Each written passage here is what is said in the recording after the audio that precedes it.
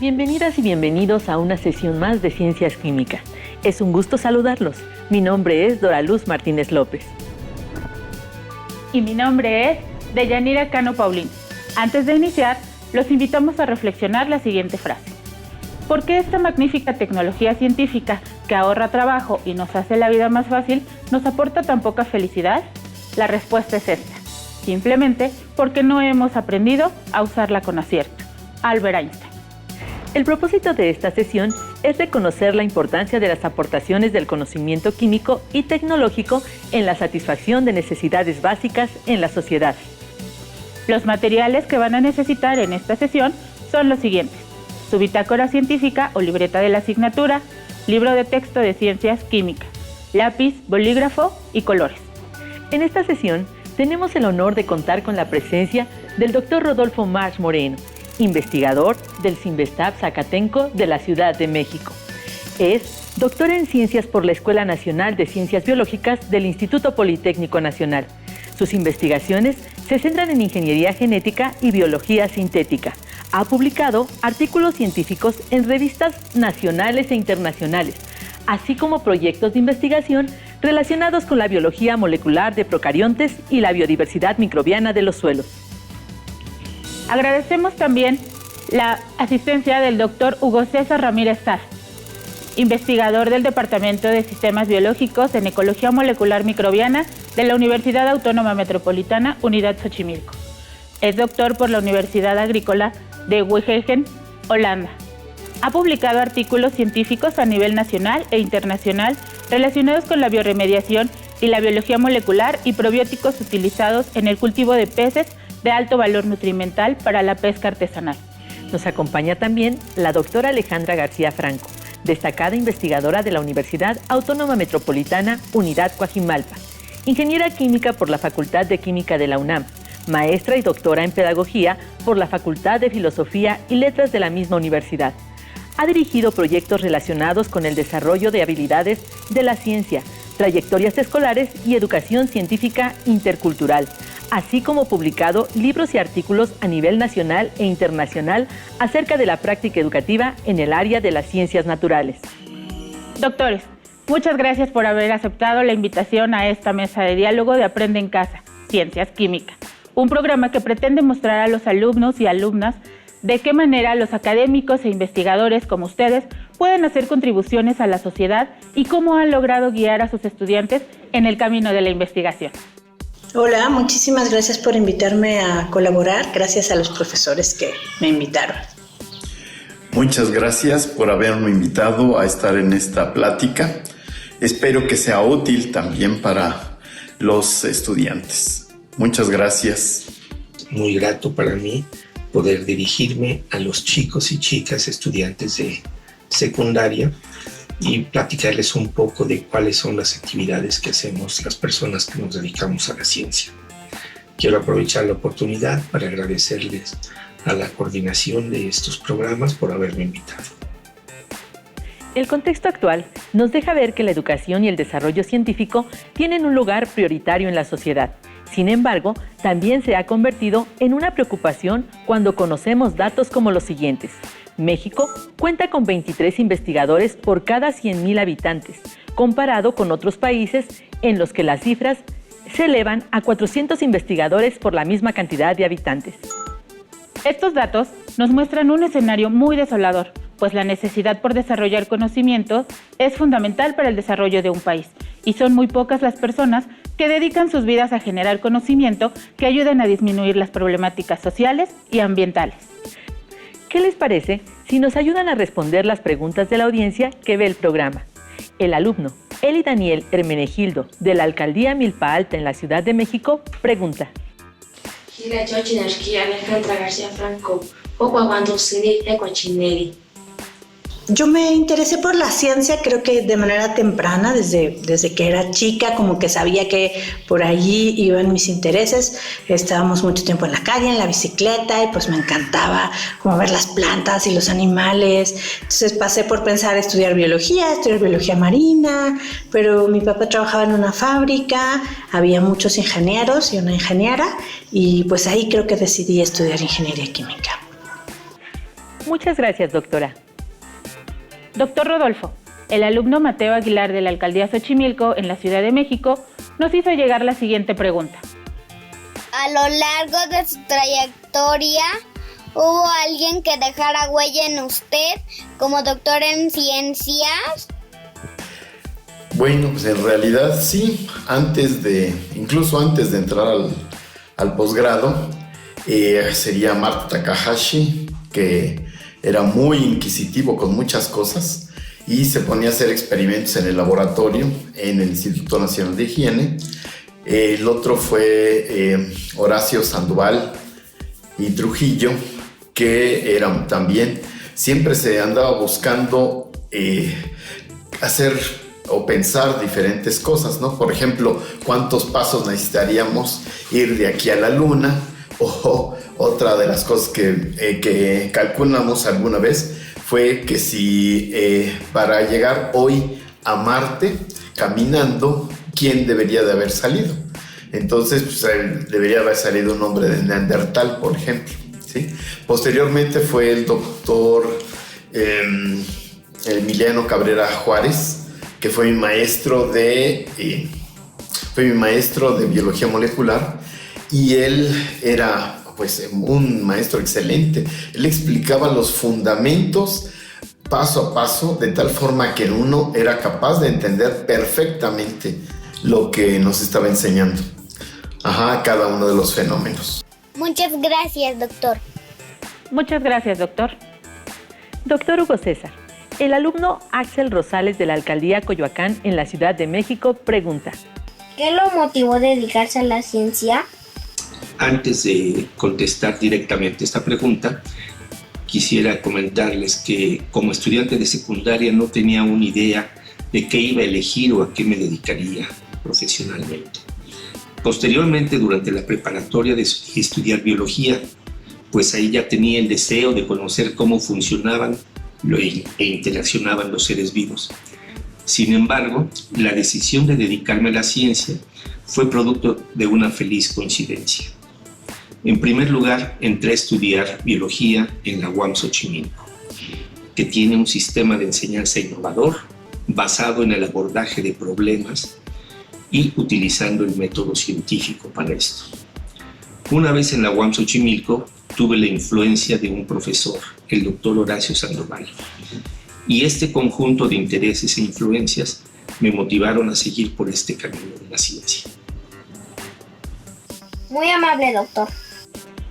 Muy amable, doctor. Doctores, muchas gracias por compartirnos su fuente de inspiración. En palabras de Helen Keller, las mejores y más bellas cosas del mundo no pueden ser tocadas o vistas, deben ser sentidas con el corazón. Doctores, sabemos que trabajar en la ciencia implica hacer frente a diferentes desafíos y que cada reto vencido es a su vez un logro alcanzado. Los alumnos desean expresar algunas dudas respecto a ese tema. La alumna Lorena Chavira, de la Alcaldía Milpa Alta, pregunta: Doctora Alejandra García Franco, ¿usted qué piensa de la idea que muchos tienen acerca de que la ciencia no es un área propia para las mujeres?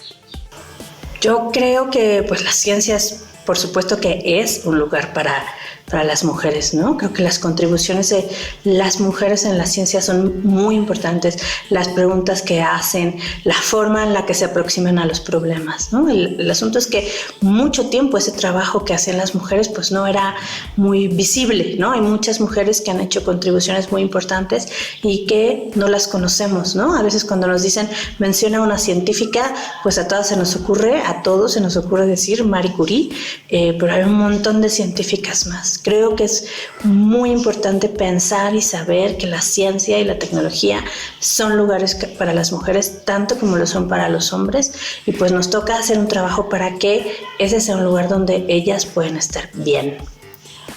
Muchas gracias, doctora. Doctor Rodolfo, ¿cuáles son los principales retos que debe vencer un alumno que decide dedicarse a la investigación?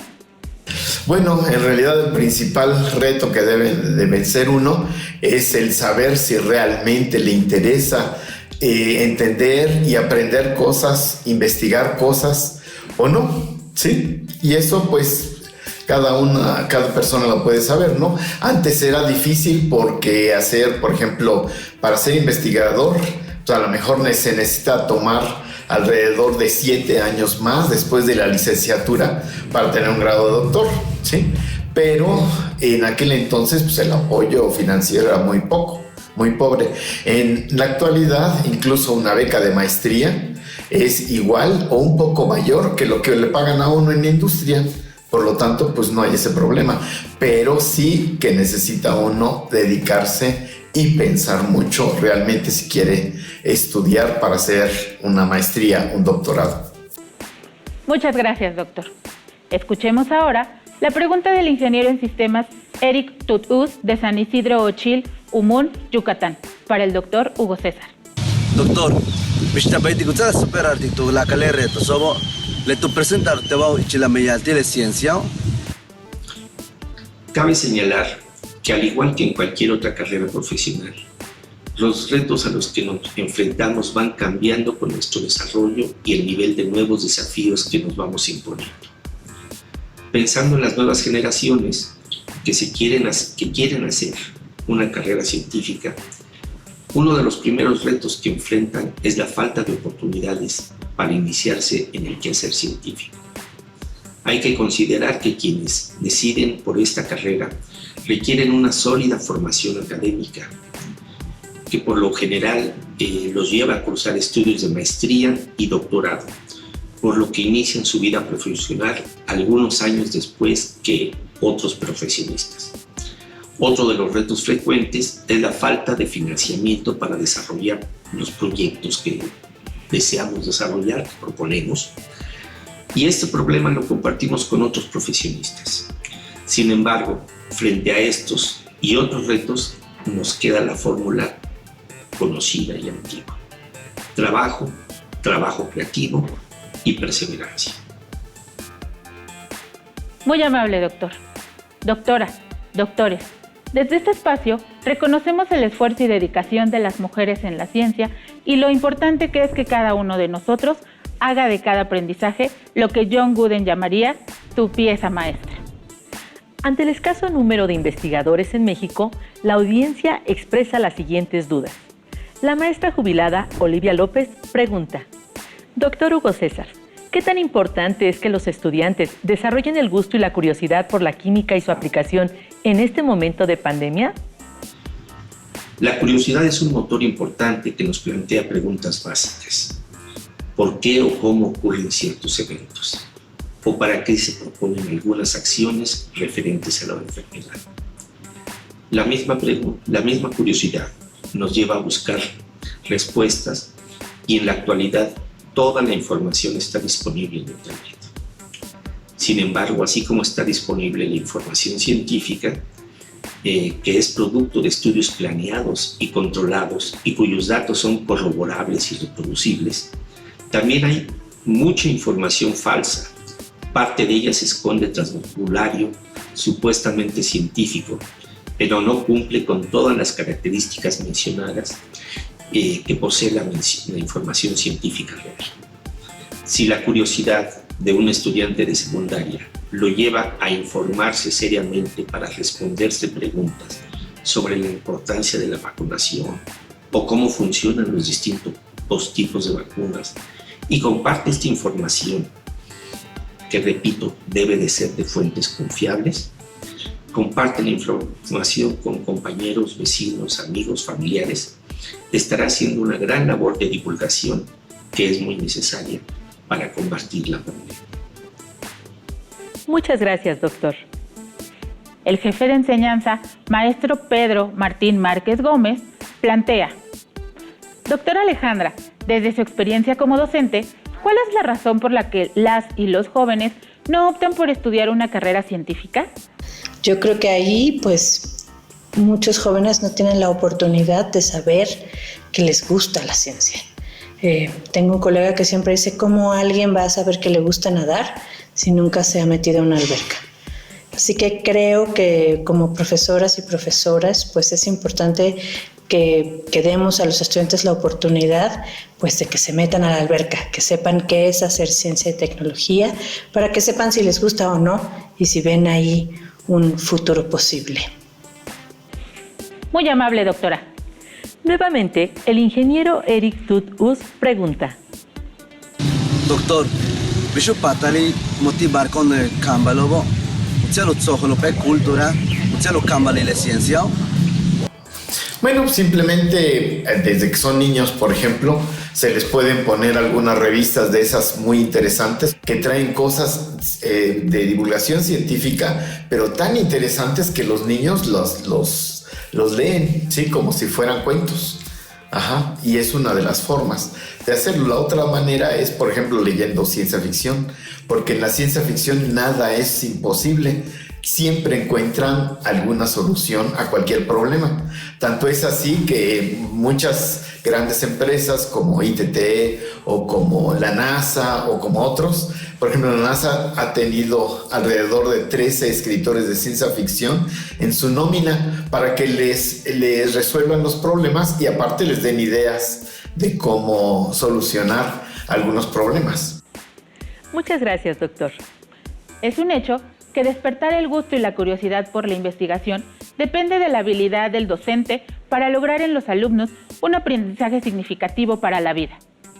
Acompáñenos a verla en la siguiente cápsula cómo una estudiante egresada logra construir un proyecto de gran relevancia social. Escriban el título del proyecto y completen las siguientes frases. Lo que veo, lo que no veo, lo que infiero. Compartan sus frases completas con su profesor de manera creativa y segura. Mi nombre es Laila Nomi. Durante mi estancia en la escuela secundaria realicé varios proyectos de investigación.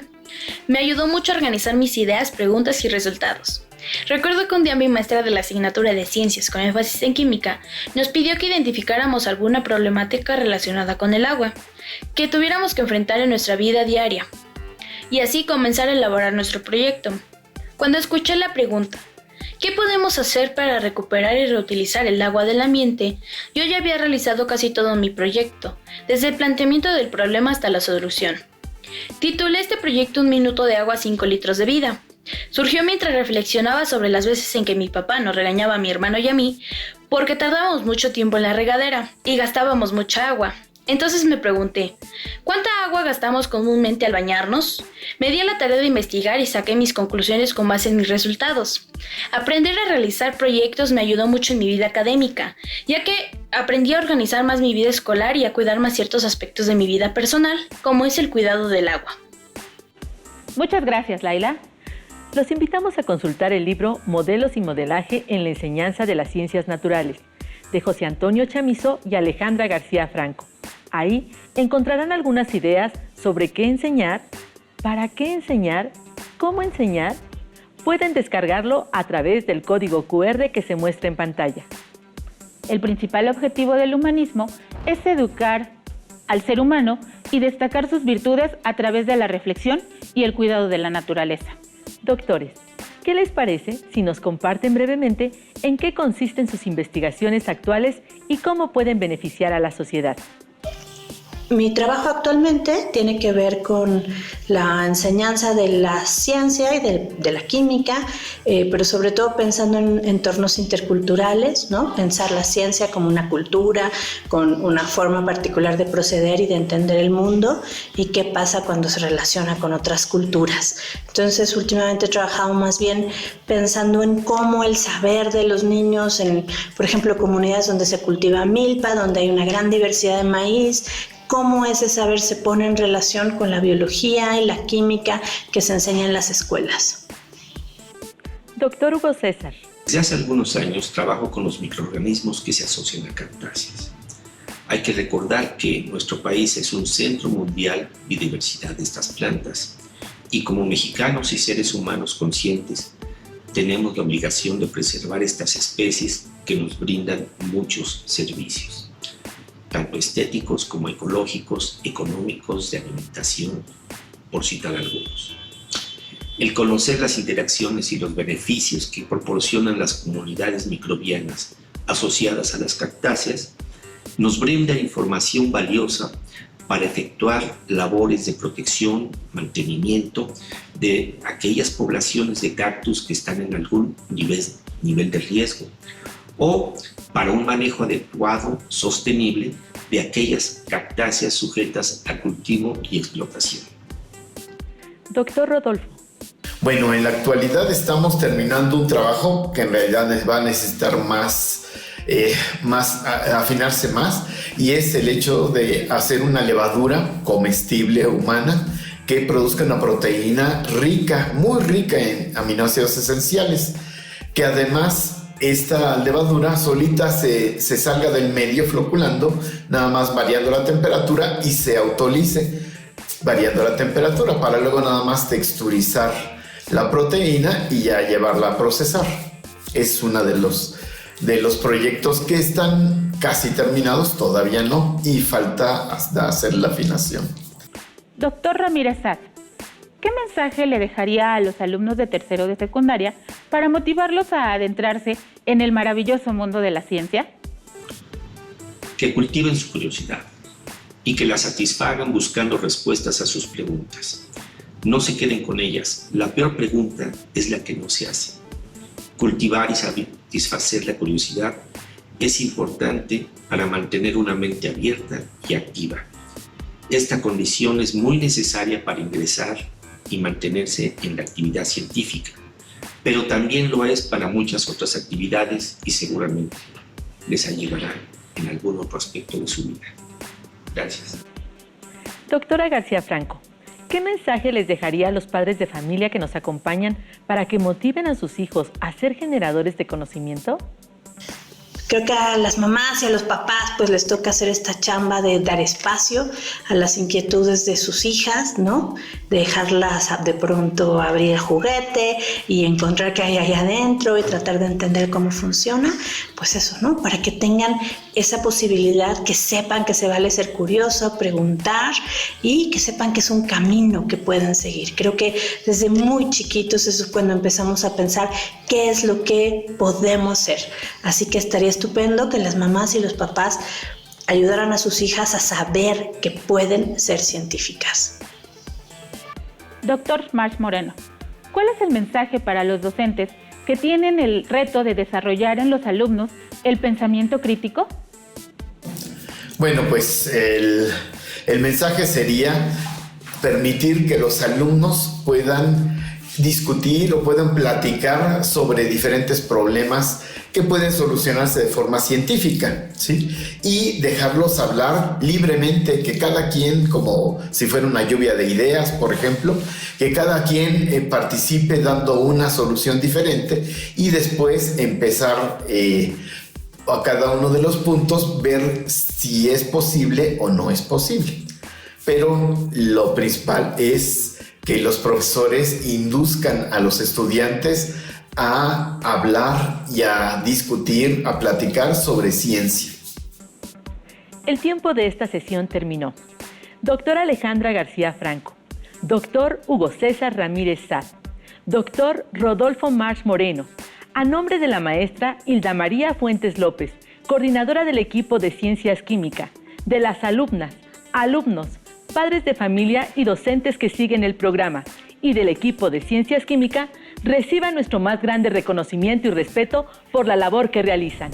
Gracias por trabajar siempre en busca de un mejor futuro para la humanidad. Hemos concluido esta sesión. Esperamos haberlos motivado a compartir nuevas experiencias del quehacer científico. Hasta la próxima. Si tienes dudas o necesitas ayuda, llama al Centro de Apoyo Pedagógico a Distancia. El número de teléfono para secundaria es el 55 36 01 71 23. Si requieres consultar los libros de texto en versión digital, recuerda que los puedes encontrar en la página conalitec.cep.gov.mx. Y recuerda que también cuentas con el sitio aprendeencasa.cep.gov.mx, en donde podrás ver nuevamente los videos de los programas y además encontrarás actividades para fortalecer tus aprendizajes. También te invitamos a que consultes la plataforma nuevaescuelamexicana.cep.gov.mx.